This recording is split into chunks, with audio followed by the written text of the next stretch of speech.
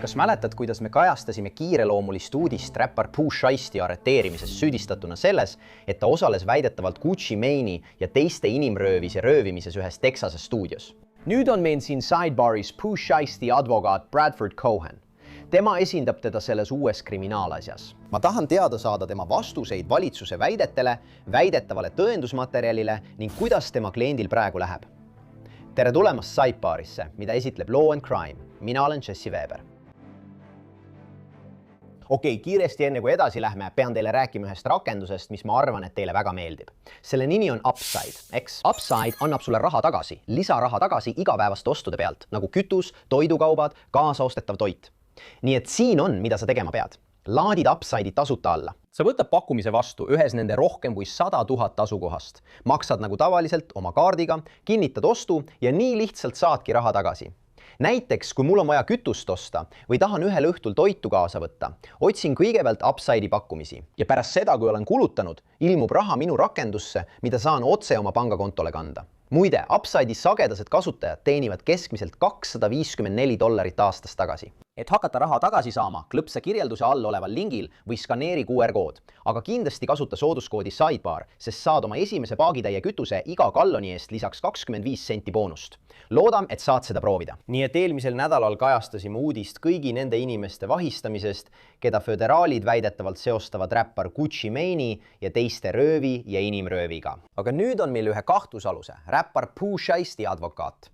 Tegelikult, nagu Justiitsministeerium oma avalduses ütleb, et anda teile aimu, millest me räägime, tsiteerin. 9 isikule, sealhulgas tuntud muusikutele, esitati föderaalsüüdistus inimröövi ja relvaähvardusel toime pandud röövi eest. Mitmed ohvrid Dallas Texase muusikastuudios teatas Ameerika Ühendriikide Põhja-Texase ringkonna prokurör Ryan Raybould. 8-9 arreteeriti Dallas, Texases ja Memphises, Tennessee osariigis. Süüdistatavate hulgas on ka Lantrell Williams Jr., tuntud ka kui Pooh Shiesty, Lantrell Williams Sr., Rodney Wright Jr. ehk Big 30 Kadarius Waters, Terrence Rogers, Demarion Gibson, DeMarcus Glover, Corday Johnson, Darian McDaniel. Mäletate, kuidas ma ütlesin, et 8-9. Nüüd on meil uuendus. FBI Atlanta kontor kinnitas ilmselt CBS Newsile, nagu teatab St. Louis American, et 9. kahtlusalune Terrence Rogers arreteeriti Atlantas kodus vägivaldsete kuritegude üksuse poolt. Okei, ma tahan seda kõike üksikasjalikult arutada koos Pooh Shiesty advokaadiga, tuntud staaride kriminaalkaitse advokaadi ja meie saatesõbra Bradford Coheniga. Bradford, alati on hea siin näha. Aitäh, et leidsid aega. Alati on hea siin olla. Alati on hea siin olla. Kõigepealt neile, kes ei tea, sa oled varem esindanud Pooh Shiestyt ja me räägime sellest täpsemalt. Aga mis olid sinu üldised mõtted selle juhtumi kohta, kui uudis välja tuli? Üldised mõtted on, et mulle meeldib ka Gucci Mane väga, kes on selle juhtumi väidetav ohver. Ma olen temaga varem palju koostööd teinud. Ma töötasin temaga koos Pooh Shiesty esimeses juhtumis. Ma arvan, et tema oligi põhjus, miks ma esimesse juhtumisse kaasati. Kogu see asi on tegelikult väga kahju, sest ma arvan, et nii Pooh kui ka Gucci puhul oleks tulevikus palju võimalik ära teha. Ma arvasin, et mõlemad hakkavad tõesti palju raha teenima ja neil läheb väga hästi, sest minu arvates on nende kahe vahel lihtsalt väga palju talenti. Nii et ma olin pettunud, kui kuulsin Gucci poolset lugu ja tahtsin rohkem teada saada, kui sellest esimest korda kuulsin. Ja me hakkame seda kõike läbi võtma. Vaatame natuke ka eelmist juhtumit, sest see mõjutab ka seda. Räägime nende suhtest, aga kõigepealt lihtsalt teie kliendi praegune seisund, sest ma saan aru, et kohtunik otsustas, et ta peab jääma vahi alla. Ta on praegu arestimajas. Kas see on tõsi? Õige, mis juhtus oli see, et prokuratuur ei esitanud 3-4 kuu jooksul pärast selle juhtumi algust ja uurimist süüdistusakti. Tegelikult esitasid nad kriminaalkaebuse, mis on nii kõrgetasemelise juhtumi puhul üsna ebatavaline. Tavaliselt sellise kõrgetasemelise juhtumi puhul, kus plaanitakse teha pressiteade, avalikustada kogu see teave ja kõik need erinevad asjad, mis toimuvad, tavaliselt soovitakse sellisel juhul, et süüdistusakt oleks juba käes, aga neil oli kriminaalkaebus. Kriminaalkaebus kasutatakse tavaliselt siis, kui arvatakse, et on kiire tegutseda. Sa ei näe kriminaalkaebusi olukordades, kus uurimine kestab tavaliselt 4 kuud. See oli seega ebatavaline. Ja nüüd, kui kaebus on esitatud ja teda hoitakse vahi all ilma kautsionita, üritatakse nüüd taotleda süüdistusakti. Miks sa arvad, et see nii on? Kas nad kartsid, et kahtlusalused võivad lahkuda või midagi lekib? Ma mõtlen, miks nad siis sellega kiirustasid? ma arvan, et see oli, ma ei tea, ma arvan, et see polnud tark. Ma pole seda varem näinud. Ma pole kunagi näinud, et kõrgetasemelises juhtumis esitatakse kaebus, mitte süüdistusakt. Kui ma peaksin arvama, siis ma arvan, et see oli sellepärast, et asjaosalised ei teinud FBI-le ütluste andmisel koostööd. Nad andsid sel õhtul ütluse Dallase politseiosakonnale. Aga pärast seda õhtut ei ole nad FBI-le ütlusi andnud. Kui ma peaksin arvama, siis ütleksin, et nad ei tahtnud minna suure vandekohtu ette ilma ühegi ohvri ütluseta, ilma praeguste ohvri ütluste või praeguse ohvri kontaktita. Ja see oli tol ajal minu oletus. Ja pärast seda andis Gucci välja laulu, nii et ma ei tea, kuidas koostööga lood on.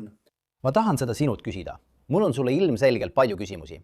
Enne kui me selleni jõuame, kuidas Pooh Shiesty läheb? Kuidas tal läheb? Ta peab vastu. See on nagu iga süüdistatav, eks? Sa tead, et juhtumites on tõuse ja mõõnasid. Ja sa tead seda. Me oleme tegelikult väga pikka aega erinevatest juhtumitest rääkinud. Ja me teame, et juhtumites on nii kõrghetki kui ka madalhetki. Nii et igaüks tuleb nende asjadega erinevalt toime. Pooh tal on alati positiivne suhtumine. Mul on temaga hea vestlus selle juhtumi kohta. Hea vestlus selle kohta, kuidas me edasi liigume. Nii et ta jääb positiivseks just nagu iga süüdistatav peakski. Pole mõtet masendusse langeda või vihaseks saada. Sa pead keskenduma oma juhtumile. Ma ütlen seda kõigile oma klientidele. Keskendu juhtumile. Veendu, et oled sõjaks valmis, sest põhimõtteliselt need juhtumid seda ongi. Ja lihtsalt valmista end selleks ette. Ja just sellest ma tahangi rääkida. Ma tahan minna juhtumi juurde. Ma tahan vaadata väidetavat tõendusmaterjali, mille valitsus esitas ja kuulda sinu vastust sellele. Nii et selle vande all antud kirjaliku ütluse kohaselt tahan ma lihtsalt olukorra selgeks teha ja proovida mõista seda suhet. Sest selle järgi väidab valitsus, et 10. jaanuaril 2026 väidetavad ohvrid, keda on tuvastatud ainult initsiaalide järgi ja kelle hulka kuulub ka RD, kelle puhul peame eeldama, et see on Gucci Mane, päris nimega Roderick Davies, väidetavalt rööviti neid ja sunniti relva ähvardusel kaasa minema muusikastuudios Dallases, Texases. Ja ilmselt oli kavandatud kohtumine RD ja Pooh Shiesty Lantrell Williams Jr. vahel.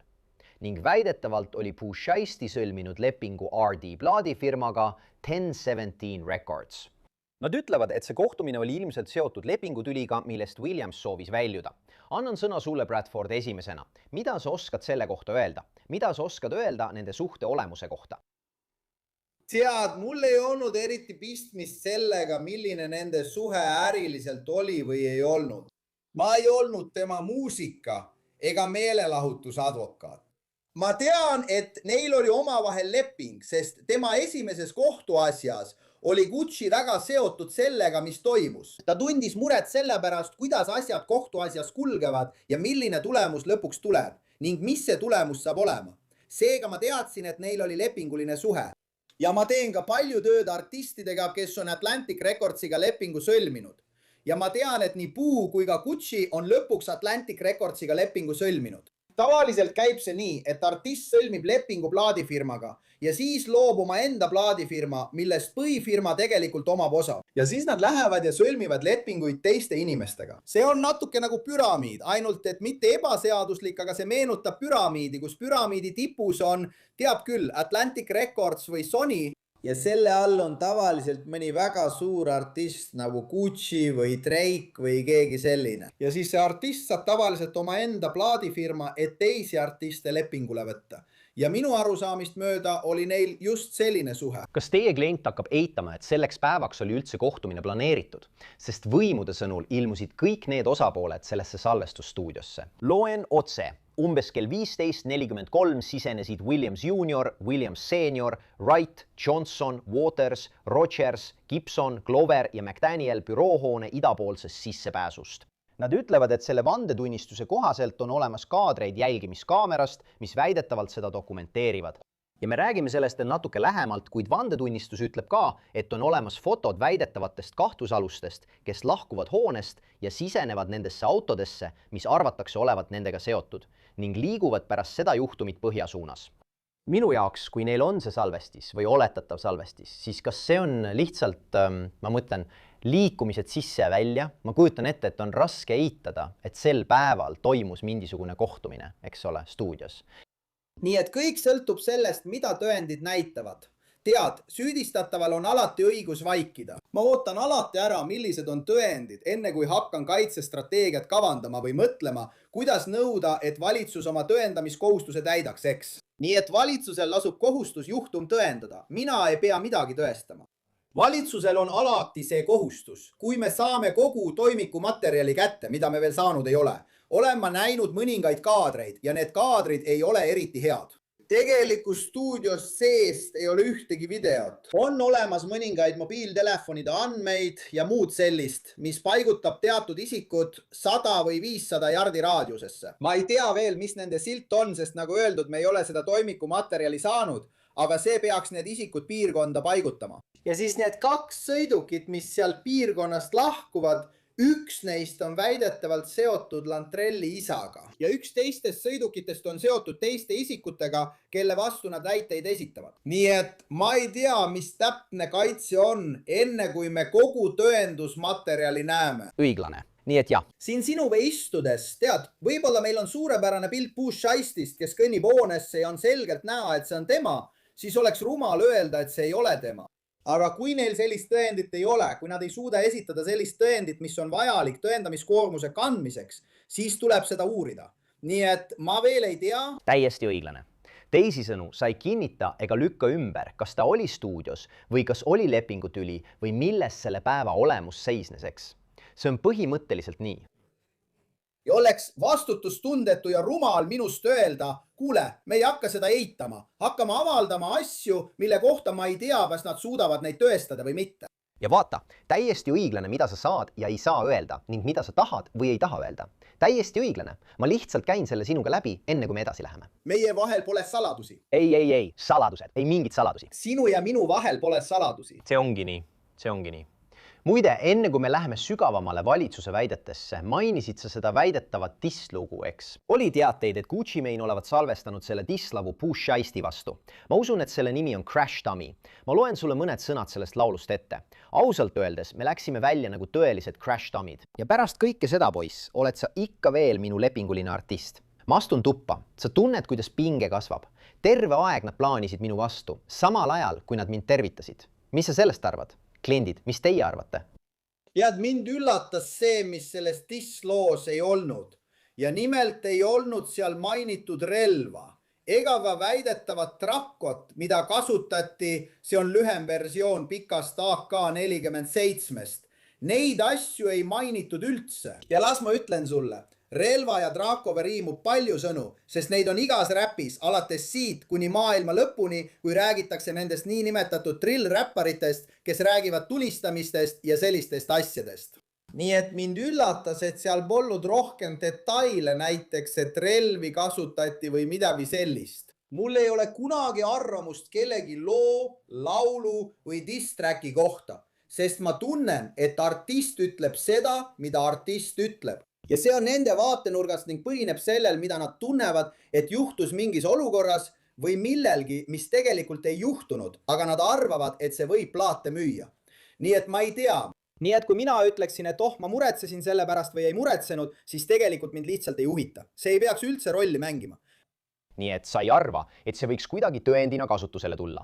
Ei. Ma arvan, et ainus kord, kui see võiks tõendina kasutusele tulla, oleks siis, kui Gucci Mane läheks tunnistaja pinki ja ütleks, ma ei mäleta, mis tol õhtul juhtus. Ma olin ravimite mõju all või ma jõin ja olin ravimite mõju all. Ma ei ole kindel, kuidas kõik täpselt juhtus või midagi sellist. Siis võib prokurör seda kasutada mingisuguseks usaldusväärsuse kahtluse alla seadmiseks. Aga muul juhul seda lihtsalt tõendina ei kasutata. Kui ta ei tee seda, tead, kui ta ütleb, et ta ilmub kohale ja ütleb, jah, ma mäletan, see on natuke udune, aga ma mäletan mõningaid asju, siis seda ei kasutata, kui ta annab tunnistusi nii, nagu laulus kirjeldatakse. Las ma käin läbi selle juhtumi peamised süüdistused ja siis läheme natuke rohkem detailidesse. Valitsuse väitel oli seal väidetavalt tüli. Ja nad väidavad, et see lõppes sellega, et Williams Jr. ehk Bushheist süüdistatakse selles, et ta võttis välja musta AK-tüüpi püstoli, suunas selle RD poole, ilmselt Gucci Mane'i poole ja nõudis, et ta allkirjastaks lepingu lõpetamise dokumendid. Väidetavalt RD nõustus ja allkirjastas selle. Ja siis on väide, et RD-l ei lubatud lahkuda, kuna teda hoiti relva ähvardusel. nii et on väiteid, et ka Wright olevat väidetavalt salvestanud, kuidas ERD allkirjastab dokumendid ja teda sunniti ütlema, et ta vabastab Williams Juniori lepingust. Ja pärast seda väidetakse, et Williams Junior võttis RD-lt abielusõrmuse, kella, kõrvarõngad ja sularaha. Samuti väideti, et teised süüdistatavad võtsid samuti relvad välja ja nõudsid vara teistelt väidetavatelt ohvritelt. Väideti, et McDaniel ähvardas PP-d maha lasta ning MM-i kägistati nii tugevalt, et ta oli peaaegu teadvuse kaotanud. Kaebuses on lisatud fotod, mis väidetavalt näitavad lõikeid või marrastusi MM-i kaelal ja randmel. Samuti väidetakse, et tema rahakott ja kellad, Louis Vuittoni kott, kõrvaklapid varastati. Nüüd ma loen selle osa sõna-sõnalt ette ja siis arutame seda. Tsitaat.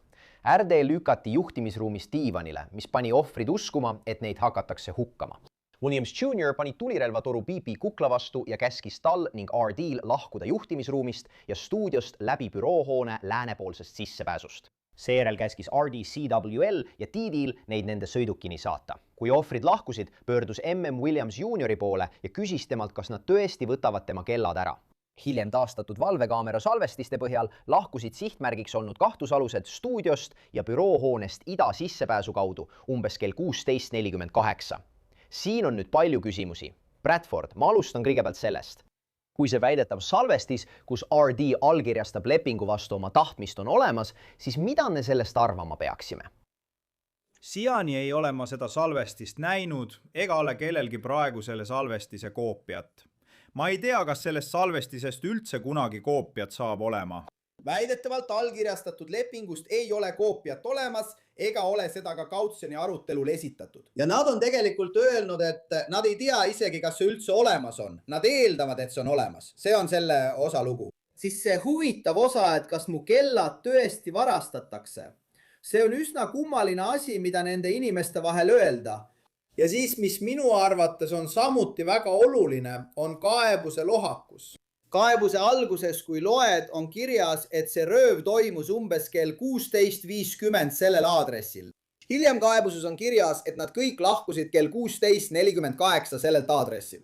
Nii et isegi kaebuse lohakus on üsna šokeeriv, kui tegemist on inimesega, keda süüdistatakse kuriteos, mille eest võib määrata eluaegse vangistuse. See on vaid üks viga, mis selles kaebuses tehti. Seal oli veel teisi vigu ja vastuolusid, mis selle kaebuse käigus ilmnesid ja olid väga ebatavalised. Aga seal on ka teine osa, kus öeldakse, et Lantrell hoidis seda relva kellegi pea juures ja ütles igasuguseid erinevaid asju. Ja siis on veel üks osa kaebusest, kus öeldakse, et tegelikult ütles ta ühele mehele, kuule, pane oma relv maha, ära tulista seda meest või midagi sellist.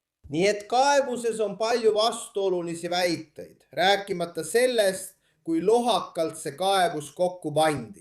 Ja kautsjonistungil kutsuti minu arvates väga targalt välja FBI agent, kes selle kaebuse tegelikult kirjutas. Ta on olnud FBI agent vaid 3 aastat. Nad tõid ta kohtusaali, aga ei tahtnud teda tunnistajapingile panna, et teda ristküsitleda. Nad panid teise FBI agendi, kes on olnud FBI agent umbes 16 aastat. Nad panid ta tunnistajapingile, et ta annaks tunnistusi selle kohta, mida teine FBI agent oma kaebuses kirjutas. Kogu see asi oli üsna ebatavaline ja nagu ma ütlesin, on imelik, et nad teeksid seda ilma süüdistusaktita ja ainult kaebuse põhjal. Aga mul on oma kahtlused, miks see nii on. See viib tagasi millegi juurde, mida sa varem mainisid. Tundub, et suur osa sellest põhineb tunnistajate ütlustel, eks? Sellel, mis selles stuudios juhtus või väidetavalt juhtus. Ja sa mainisid varem midagi, mida ma tahaksin lähemalt uurida. Sa ütled, et need väidetavad ohvrid rääkisid kohalikele korrakaitsjatele, mis juhtus või väidetavalt juhtus, aga nad ei rääkinud FBI-ga. Mul on selle kohta 2 küsimust. Esiteks, nii palju kui sina tead, kas selles dokumendis loetletud valitsuse väited vastavad kohaliku politsei poolt esitatud raportitele? Ja teiseks, miks nad ei rääkinud FBI-ga, kui see on tõsi? Esimese osa kohta ütlen, et ma ei tea, sest need raportid, mis ma tol õhtul Tallase politseilt sain, on täielikult mustaks tehtud, mis tähendab, et need näevad välja nagu must meri, kõik on mustaks tõmmatud. Seega need õhturaportid ei anna mulle palju detaile selle kohta, mida täpselt öeldi või kes seda ütles. See on esimene osa. Seega ma ei saa teile öelda, kas see vastab kaebusele või mitte. Ma saan öelda, et kaebus ise on üsna lohakas selles osas, mida iga inimene ütles ja kus asjad aset leidsid. Aga jättes selle kõrvale, see on selle esimene osa. miks nad ei tahaks FBI-ga rääkida? Mõnikord võib midagi juhtuda ja sa tunned end sel õhtul teatud moodi. Ja siis aeg möödub ning sa hakkad mõtlema oma võimalustele ja sellele, kuidas see kõik edasi läheb. Ja et ma pean olema justkui FBI käsutuses. Mind kutsuti kohtukutsega Tallasesse, Texasesse, kohtukutsega telefonikõnede ja erinevate memorandumite ning muude asjade tõttu, mis edasi juhtuvad. Ja tead, see on üsna ebatavaline. Hip-hopi ja räpi maailmas suhtutakse koputamisse erinevalt ja mõnikord ütlevad inimesed, et kõik on koputamine. On üks tüüp, kellel on podcast. Tema arvates on kõik koputamine. Tead, kui sa lähed kokkuleppele, on see koputamine. Kui sa seda teed, on see koputamine. Nii et inimesed on tõesti jagunenud selles osas, et need tüübid on nagu päris gängsterid, aga teisest küljest koputavad nad nüüd. Ja siis teised ütlevad, et noh, see tüüp on nüüd ärimees, ta ei ole enam tänavapoiss. Ja tead, nii lihtsalt ongi. Äri tulekski teatud viisil ajada. Siin toimub palju erinevaid asju. Ma ei tea, miks nad pole FBI-ga 3 või 4 kuud rääkinud. FBI arvab vist, et see oli lihtsalt ajakava konflikt, mida on mul väga raske uskuda. Sa ütlesid seda kautsjoni istungil? Jah. Ta ütles seda. Jah, me lihtsalt ei saanud viimase 4 kuu jooksul kokku. On 5 erinevat tunnistajat. Mitte ükski neist ei saanud isegi Zoomi tulla. Nad ei saanud sulle midagi anda. Ei, nad olid lihtsalt liiga hõivatud. Nii et tead, ma lihtsalt ei usu seda. Nüüd, kas nad edaspidi hakkavad koostööd tegema ja millisel tasemel, seda ma ei tea. Sa saad aru, mida ma mõtlen. Ja ma ei sõltu sellest üheski juhtumis. Ma eeldan, et juhtumid liiguvad edasi selle tõendusmaterjali põhjal, mis esitati kautsjoni arutelul. Ja ma eeldan, et nad räägivad mulle tõtt, et nad hakkavad koostööd tegema. Tead, FBI ütleb, et nad hakkavad koostööd tegema. Nii et ma ei saa võtta seda nii, et nad valetavad mulle. Ma valmistan oma juhtumi ette nii, nagu nad räägiksid mulle tõtt. Kas see kohtuprotsessil ka nii läheb? Tavaliselt ei lähe. Nüüd tahaksin ma minna konkreetse väidetava tõendi juurde teie kliendi kohta, mis oli selle avalduse osa. Ja seda väidetavalt kasutati. To arrest Detritus. Kaebuses väidetakse, et teie kliendil oli jalavõru, kuna ta kandis karistust. Nagu te mainisite, eelmise juhtumi puhul need föderaalsed süüdistused, kui ma õigesti mäletan, narkootikumide ja relvadega seotud süüdistused. Ja talle määrati koduarest. Ta pidi kandma elektroonilist jälgimisseadet. Ja nad ütlevad, et võimud suutsid väidetavalt kasutada selle seadna asukoha andmeid, et näiliselt jälgida tema liikumisi kuriteopaiga läheduses. Ja ma usun, et nad ütlevad, et jalavõru kasutati tema ja William Seniori liikumise jälgimiseks Staplesi kaupluseni. Ja väide oli, et nad läksid päeva alguses Staplesi kauplusesse, et printida välja see leping, printida välja lepingulise vabastuse dokumendid, mida nad väidetavalt sundisid RD-d hiljem allkirjastama. Ja föderaalvõimud väidavad ka, et valvekaamera salvestis ja GPS-andmed näitavad, et nad olid seal. Räägi mulle jalavõrust. Muidugi. Esiteks, las ma räägin sellest Staplesi asjast. Mind ei huvita isegi, kas nad on Staplesis. Nad lähevad salvestusstuudiosse. Ja tavaliselt minu kliendid prindivad laulusõnad erinevatele inimestele välja. Kui sul on 5 inimest, kes kõik on ühel plaadil ja igal ühel neist on oma osa või lõik, siis tavaliselt prinditakse need asjad välja. Nii et mind tõesti ei huvitanud see Staplesi teema. Elektroonilise jälgimisseadme kohta öeldakse mulle jälle, et meil on need andmed. Need on need andmed, mis meil on. Aga kui ma need kätte saan, siis tavaliselt ei vasta need sellele, mida nad väidavad. Ma ei tea, võib-olla ongi täpselt nii, nagu nad ütlevad. Ja kui on, siis tegeleme sellega. Siis me ei ütle mingit konkreetset kaitset, et ta polnud seal või ta oli seal kandis või mis iganes see on. Me peame looma kaitse ja leidma viisi, kuidas tagada, et valitsus täidab oma kohustust. Seega pole oluline, mida nad ütlevad. Oluline on see, mis neil olemas on. Nii et jah. Kas tal oli jälgimisseade küljes? Kas sa tead? Jah. Tal oli elektrooniline jälgimisseade küljes. Ja kui neil on andmed ning need andmed on täpsed, siis me tegeleme sellega. Aga ma ei tea, kas see nii on. Tead, mul oli üks mõrvajuhtum, mille ma sain lõpetatud. See oli Tampas, kus öeldi, et näe, see telefon paneb ta täpselt sündmuskohta tulistamise ajal. Siis sain ma andmed kätte. See paigutab ta umbes 350 jardi kaugusele sündmuskohast, kuskil tulistamise aja lähedal. Nii et alati on mingi väike erinevus selles, mida nemad ütlevad ja mida mina saan. Tavaliselt on seal vahe sees. Nüüd, ma ei tea, kas see on ka siin nii. Võib-olla ei ole. Ma pean kõigepealt nägema, mis tegelik tõendusmaterjal on ja siis tegelen sellega. Räägime sõiduki ID-st ja mobiiltelefonide andmete tõenditest. Vande alla antud avalduses väidetakse, et Wrighti isa omab 2020. aasta Dodge Charger helikätit Tennessee numbrimärkidega. Võimud kasutasid väidetavalt numbrimärgi lugejaid, et jälgida Chargerit, mis sõitis teise auto Dodge Rami järel 10. jaanuaril kell 14.18. Seejärel väidavad nad, et Dodge Ram näeb välja nagu see, mis on jälgimiskaamera videos stuudio lähedal, kuriteopaiga läheduses samal pärastlõunal. Nad kasutasid ilmselt numbrimärgi lugejaid ka selleks, et siduda Chargeri liikumine valge Buick Enclave'i läheduses. Ja rendi andmete põhjal tuvastasid nad, et Enclave'i rentis Williams Senior ning Williams Juniori, sinu kliendi ja teiste mobiiltelefonide andmed, samuti autode telemaatika asukoha andmed ning elektroonilise jälgimisseadme GPS andmed. Võimud väidavad, et nad jälgivad nende teekonda Memphise linnast Tennessee osariigis Dallasasse, Texases ning et elektroonilise jälgimisseadme andmed langevad väidetavalt kokku teiste andmetega, mis viivad Winrose Towerisse, kus Williams Jr. väidetavalt elas ning jälgivad nende liikumist väidetava kuriteopaiga juurde ja sealt lahkumist, samuti Comfort Inn hotelli jõudmist ühel hetkel. Ja muide, seoses Comfort Inniga, võimudel on väidetavalt tubade rendi andmed ja valvekaamera salvestised, mis väidetavalt näitavad neid selles asukohas. Ja et mõned süüdistatavad kandsid riideid, mis olid väga sarnased nendele, mida kahtlusalused väidetavad stuudios kandsid, tuginedes valvekaamera salvestistele. Ma tean, et see on palju, Bradford, aga põhimõtteliselt on see digitaalne tõendusmaterjal, eks. See on videovalve, rendiandmed, autod, GPS, räägi mulle sellest. Lühidalt öeldes, kui see kõik vastab tõele, siis kõige rohkem tõestab see ainult seda, et kõik olid sündmuskohal, eks? See ei ütle ikkagi, kas rööv toimus ega ütle, et inimrööv aset leidis. Tegelikult on selle juhtumi jurisdiktsiooniga seotud osa väga problemaatiline, sest nad ei pane kirja kuupäevi, millal toimus reisimine Tennessee'st Dallasesse. Inimrööv on väga konkreetne kuritegu. Föderaalse inimröövi puhul peab toimuma reisimine. Sa pead reisima, et sooritada kuritegu, millest sind süüdistatakse. Need mehed olid seal nädala või poolteist, salvestasid laule ja tegelesid kõige selle muu asjaga. Nii et näiteks jurisdiktsiooniline aspekt. Nad ei maini isegi seda, kus puu elab, Dallases. Väidetav ohver tuli vabatahtlikult Dallasesse, mis tähendab, et inimröövi koosseisuline tunnus puudub. Kõik need erinevad asjad, mis puudutavad jurisdiktsiooni. Kautsjoni arutamisel öeldi, et kui nad kasutasid mobiiltelefoni selle allkirjastamise salvestamiseks, siis läheb see kaubandusklausli alla ja mõjutab osariikide vahelist kaubandust. Probleem on selles, et on olemas konkreetne kohtupraktika, mille kohaselt peaks mobiiltelefoni kasutama inimröövi toimepaneku soodustamiseks.